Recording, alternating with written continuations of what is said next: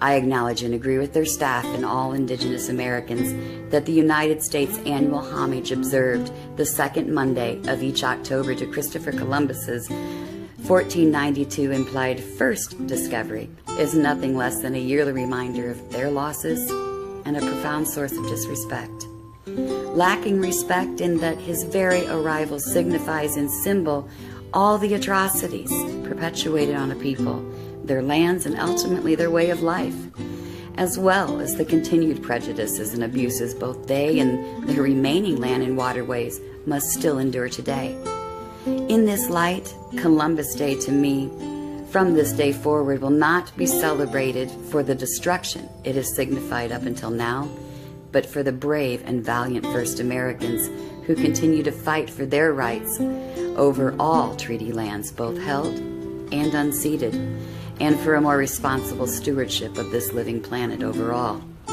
My hope is that someday this could be made official and given as an offering for what never should have happened, and as an acknowledgement that it did happen. I pray that in abolishing Columbus Day and our acknowledgement of the true history of wrongs committed against America's indigenous people by declaring of the same and naming anew in honor of their ancestors' great sacrifices, by which rose our country, the United States, and that intent entitled the day, First Indigenous Americans Day, in the hope that it can aid in reparation, not in changing an unchangeable past, but in the course and current trajectory of that history's future and our inescapable fault within it. This was and is by right their land. We cannot in all honesty say that this people has not, was not, and is not still being grievously wrong if we continue to celebrate and observe the day and the man who will always herald the beginning of the violent and systemic destruction of the first Americans and their nation.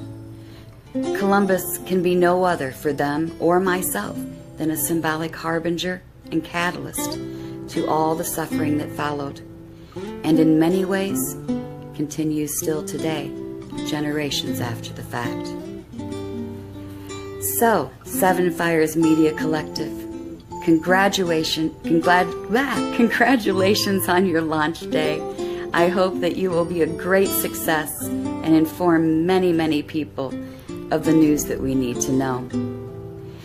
And I'd like to be able to say to you for the first time myself, Happy First Indigenous Americans Day. I can think of no more worthy people than the great warriors I stand alongside at every fight I go to for the water, the air, the land, liberties, and now life. So if you want to talk about it that way, wall for your protection, solved. So congratulations, Seven Fires Media Collective, and have a absolutely perfect First Indigenous Americans Day. Much love, one love, namaste. Hi, I'm Elise.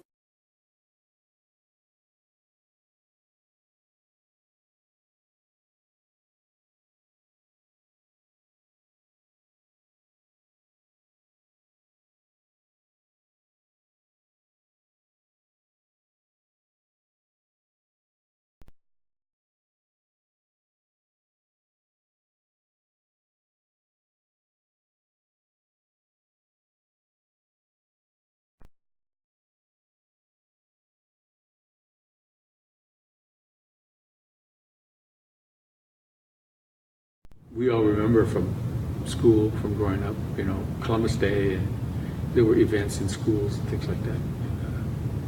We learned the wrong story because of that designation about our own country, our own cultures.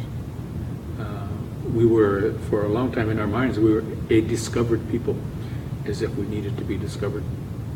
And it's a good thing in the sense that if we start calling it Indigenous Peoples Day or whatever other label we attach, that's great.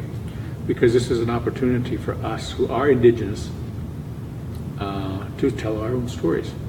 And the word indigenous in English means of natural origin, or natural to the place. And that's what we are. We are natural to this place that many of us call Turtle Island. I mean, it was known as that probably in many native cultures prior to it being named America or North America. So it's a good thing. I think it's in all over the country. I hear stories, I hear news reports of cities and states, or mainly cities, renaming the holiday to Indigenous Peoples Day. That's great. I mean, it's a small but positive step in the direction of us not so much reclaiming our heritage, because most of us know what our heritage is, but it's to help other people understand what we're all about. And not so much bashing Columbus, but using the opportunity to tell our own stories. It's as simple as that. The story of the Lakota people, or the story of the Navajo people, or the story of the Duwamish people, whoever we are, of the nearly 570 tribes that are still left. This is an opportunity for us to tell our stories. And for each locale, for each region, we can say, this is why you should know this as Indigenous Peoples Day, because we were here first. I mean, that's an inescapable fact. I mean, there's all kinds of arguments about when we got here, when our ancestors got here, if they came over a land bridge or not. But the inescapable fact is we were here first by tens of thousands of years. And, you know, the labels that we are called by now, Sioux or Navajo, or all the, anglicized names that come down, we predate. So this is an opportunity for us to go back to those origins, those indigenous origins, and tell our stories. Do you think this is the first step for the movement for the youth? There's a lot of youth who have a loss of identity and who can't seem to grasp that, as with all the history that has led us to this day with relocation, you know, all the policies that the government placed on us. Oh yeah, especially for our youth. I mean, you know, and you bring up a really, really good point, that sense of identity. And we don't even know, some of us, that we've lost that identity because it's been replaced by something else, some kind of mishmash of what we are, what we're told we are, and we don't know who we are. I like to tell people that, I ask people, where are you from? Who are you and where are you from? And usually they'll give a geographical place. I'm from Mission, South Dakota. I'm from Seattle, Washington. I'm from Bismarck, North Dakota, or whatever. But where we are really from, all of us, it doesn't matter who we are, but especially those of us who are Native, we're from the past. Because we have parents, we have grandparents, we have great-great-grandparents, great-great-great-grandparents, and it goes all the way back. As far back as we want to know and beyond, it goes back. So we're from the past, and that's the basis of our identity. That's who we are. We are the composite of all of those things in our own familial ancestry, in our own family lines. We should try to learn who we are by learning who our ancestors were, where they lived, what kind of people they were, what they did. Not all of us have famous ancestors, but we do have ancestors. And we are all connected to the past in the sense that they lived and they live in us now because they passed things down to us, whether it's physical characteristics or stories.